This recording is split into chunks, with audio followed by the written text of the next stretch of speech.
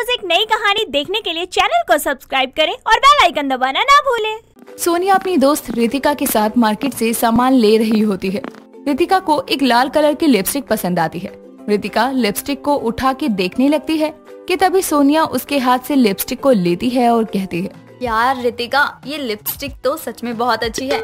दिखा जरा, इसको अपने हाथ पर लगा कर देखती हूँ कैसा लग रहा है। अरे हाथ पर क्या लगाना है, ये अच्छा ही है। चलना घर पर लगा के देख लेंगे। लेट भी हो रहा है, घर भी जाना है। लेट हुआ तो मम्मी फिर से सुनाने लगेगी कि कहाँ है, इतना समय कहाँ लग गया। देखनी तो दे एक बार। लिपस्टिक को लेने के बाद उसको एक बार हाथ पर लगा के देखना चाहिए, तभी तो पता चलेगा ना कि जो रंग हम देख रहे हैं वही ले रहे हैं या नहीं। नहीं तो फिर घर जाकर पता चला तो दोबारा आना पड़ेगा चेंज करवाने। अरे मैडम, सामान लेके जाइए, कोई भी दिक्कत हो ना तो वापस ले आना, हम बदल देंगे, उसकी चिंता मत कीजिए। रहने दे सोनिया, चलते हैं। मुझे तो ठीक ही लग रही है और मुझे नहीं लगता कि कलर फेड होगा इसका। सोनिया रितिका की बात को नहीं मानती और जिद करती है। लिपस्टिक को हाथ पर लगाने लग जाती है। सोनिया हाथ पर लिपस्टिक लगा ही रही होती है कि तभी उसके हाथ से लिपस्टिक टूट जाती है, जिसे देखकर दुकान वाला कहता है, अरे मोरी मैया, ये क्या कर दिया मैडम जी आपने, लिपस्टिक तोड़ दी। चुपचाप इसके पैसे देकर जाना, नुकसान कर दिया आपने। लेना वेना तो कुछ होता नहीं आप लोगों को, एक ही सामान को 10 बार देखते हो। चुपचाप पैसे भर के जाना जो नुकसान किया है। हाँ दे रही हूँ, भड़क क्यों रहे हो जाता है कभी कभी। ये लो पकड़ो अपने पैसे, हम किसी और दुकान से ले लेंगे इससे भी अच्छी लिपस्टिक। पैसे देने के बाद दोनों दुकान से बाहर आ जाते हैं। रितिका दुकान के बाहर आकर सोनिया से कहती है, अब मिल गई तुझे शांति, बिना बात के पैसे भर के। क्या जरूरत है तुझे इस तरह की लिपस्टिक को देखने की।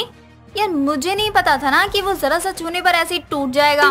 तू ना पनौती है, जिस भी चीज को छूती है ना वो खराब होती ही होती है, या तो वो टूट जाती है। सीधी बात ये है कि तू एक बहुत बड़ी पनौती है, तेरे हाथ लगते ही चीजें खराब हो जाती हैं। बस ना यार, अब और कितना सुनाएगी। चल मैं तुझे दूसरी दुकान से लिपस्टिक दिलाती हूँ, जो पसंद हो वो ले लियो। इस बार मैं नहीं छेड़ूंगी तेरी लिपस्टिक को। सोनिया उसको दूसरी दुकान से जाकर नई लिपस्टिक दिलवा देती है। ऐसे ही समय बीतता है और सोनिया और रितिका शॉपिंग करके अपने अपने घर चले जाते हैं। सोनिया को देखकर सोनिया की माँ दामिनी उससे कहती है, आ गई तू, जा जरा गीजर बंद करके आ जा। मैं चलाकर इधर आ गई, अब तू जा ही रही है तो बंद करते हुए आइयो। ठीक है माँ, मैं अभी बंद करके आती हूँ। जब तक आप मेरे लिए कुछ खाने का लगा दो, मुझे बहुत जोरों से भूख लगी है। सोनिया गीजर बंद करने जा ही रही थी कि तभी गीजर के तार में शॉर्ट सर्किट होने की वजह से गीजर फूक जाता है। सोनिया भागती हुई आती है, वो भी अपनी माँ के पास, और अपनी माँ से कहती है, माँ वो गीजर है ना, मैं उसको बंद कर ही रही थी कि न जाने कैसे उसकी तार शॉर्ट कर गई और गीजर ही फूक गया। मैंने तो बस स्विच ही ऑफ किया था और कुछ देर के लिए एक भट सी आवाज आई और गीजर में से धुआं भी निकल गया। माँ, हे भगवान, तुझे तो काम कहना ही बेकार है। कभी कोई काम तो पूरी तरह से ठीक करके आई है। कोई भी काम बोलो, कोई न कोई नुकसान कर ही देती है। तू भी ना अब दिन पर दिन पनौती ही होती जा रही है। माँ, मैंने जानकर थोड़ी किया, वो तो अपने आप ही शॉर्ट कर गया। मैं कोई अपने हाथ से थोड़ी ना कर रही थी उसको। लेकिन बंद तो तू अपने हाथ से ही करने गई थी ना। मेरी ही गलती है कि मैं तुझे कोई काम कहती हूँ। पनौती हो गई है, जो चीज छूती है वही खराब हो जाती है। दामिनी सोनिया के ऊपर गुस्सा कर रही होती है, तो वहीं दूसरी ओर सोनिया आराम से खाना खा रही थी और अपनी माँ की सभी बातों को इग्नोर कर रही थी। ऐसे ही समय बीतता है। दामिनी अपनी बेटी की शादी उमंग नाम के लड़के से करवा देती है। सोनिया सुबह उठकर सारे घर की सफाई कर रही होती है। तभी सोनिया की सास विमला सोनिया के पास जाकर उससे कहती है, अरे बहू, क्या जरूरत थी इतना काम करने की। अभी तो तू आई है और सारे काम का लोड अपने ऊपर ले लिया। अच्छा माँ जी, ऐसा है क्या? मुझे भी लग रहा था कि मैं कुछ ज्यादा ही काम कर रही हूँ। ठीक है, अब नहीं कर रही। आप एक काम कीजिए, खाना बना लीजिए, मैं साफ सफाई में ही थक गई हूँ। विमला को अपनी बहू की बात थोड़ी बुरी तो लगती है, लेकिन बिना कुछ बोले वो जाकर खाना बनाने लगती है। ऐसे ही समय बीतता है। विमला अपनी बहू के पास जाकर उससे कहती है, बहू, जरा मेरे पैरों की मालिश कर दे, बहुत दर्द कर रहे हैं। थोड़ा मालिश कर देगी तो मुझे आराम पड़ेगा।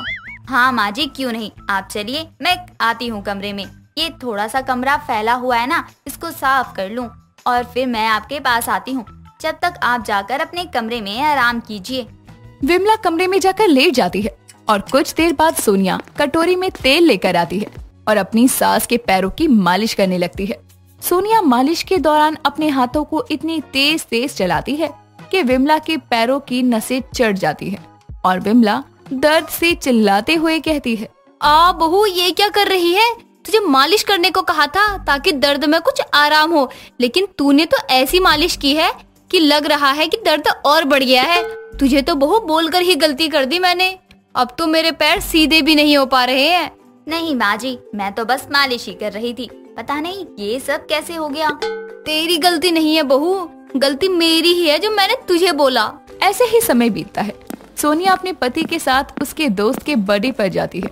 सभी लोग बर्थडे पार्टी को एंजॉय कर रहे थे।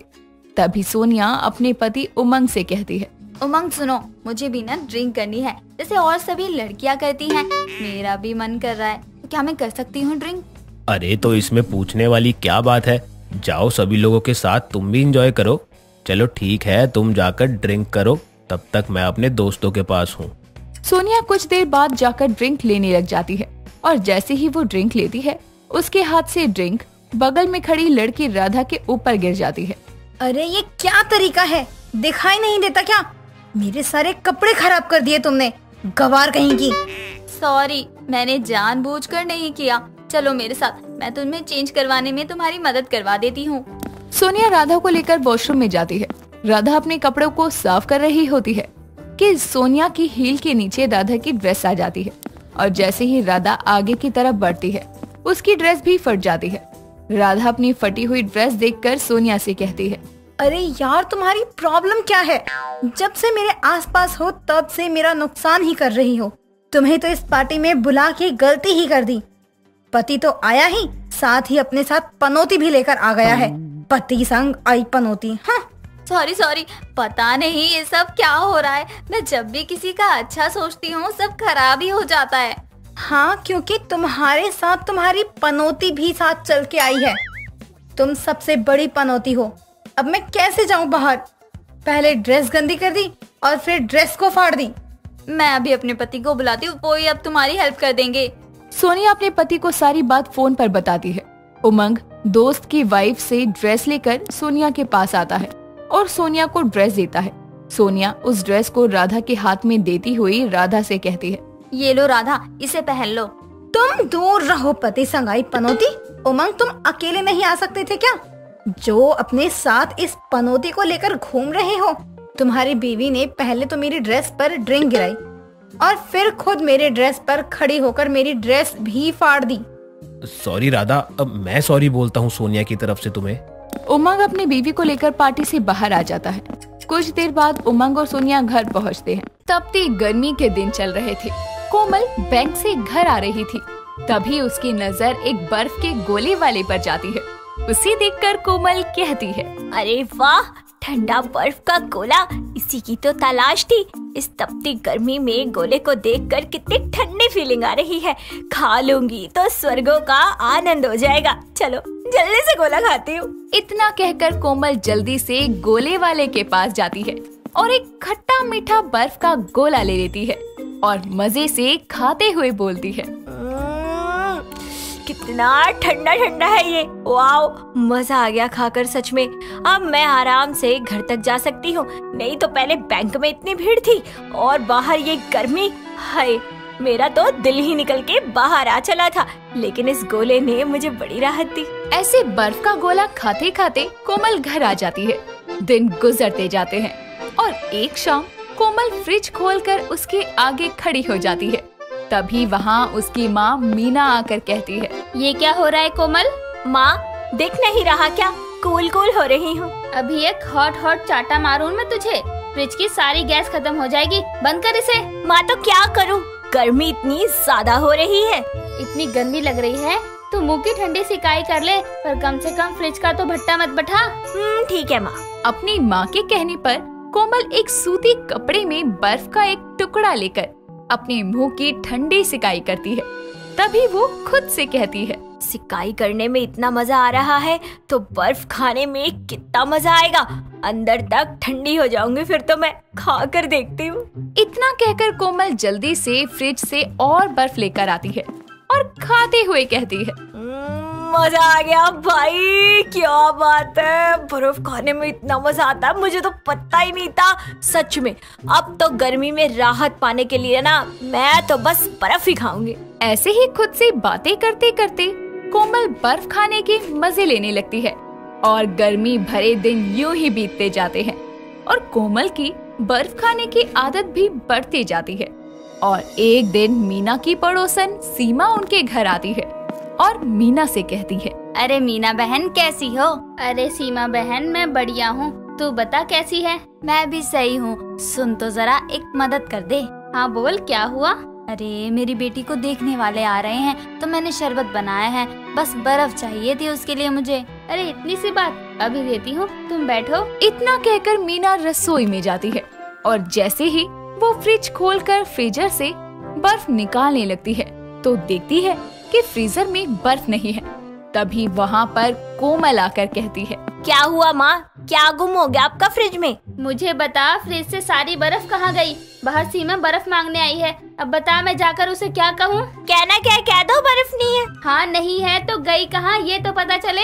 अगर माँ को पता चल गया ना कि सारी बर्फ मैंने खा ली है तो ये तो मुझे फ्रिज में ही जमा देंगी। वो हाँ माँ, याद आया, कल ना मैंने देखा था कि फ्रिज का स्विच किसी ने बंद कर दिया था, फिर मैंने चालू किया, शायद इस वजह से कूलिंग नहीं थी तो बर्फ भी नहीं जमी होगी। कोमल किसी तरह गोल गोल बातें करके अपनी माँ को वहाँ से भेज देती है, जिसके बाद मीना सीमा से कहती है, माफ करना बहन, पर फ्रिज में बर्फ नहीं है।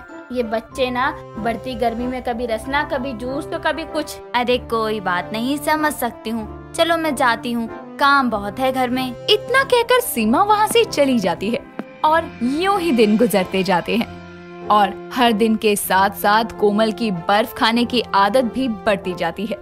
ऐसे ही एक दोपहर जब मीना अपने कमरे में आराम कर रही होती है, तभी कोमल रसोई में जाती है और फ्रिज से बर्फ निकालकर खुद से कहती है, ये बर्फ देखकर तो मेरे मुंह में पानी आ जाता है। माँ अभी सो रही है, जल्दी से खा लेती हूँ। एक काम करती हूँ, आज ना घर पर बर्फ का गोला बना लेती हूँ, मजा आएगा। बर्फ के टुकड़ों पर ही रूह अफ़ज़ा डाल लेती हूँ, क्योंकि मुझे घिसकर गोला बनाना तो आता ही नहीं है, पर चूस चूस के मजे लूंगी। इतना कहकर कोमल आराम से अपने बर्फ के टुकड़ों पर रूह अफ़ज़ा डालती है और अपने कमरे में जाकर दरवाजा बंद करके खाने लगती है।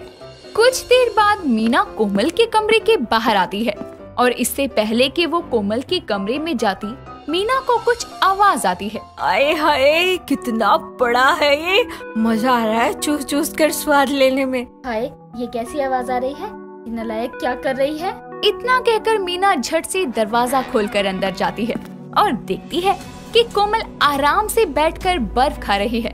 अपनी माँ को देखकर कोमल के मुंह से बर्फ का टुकड़ा निकलकर जमीन पर गिर जाता है और वो बोलती है, माँ वो मैं ये वो की बच्ची ये सब क्या बोल रही थी?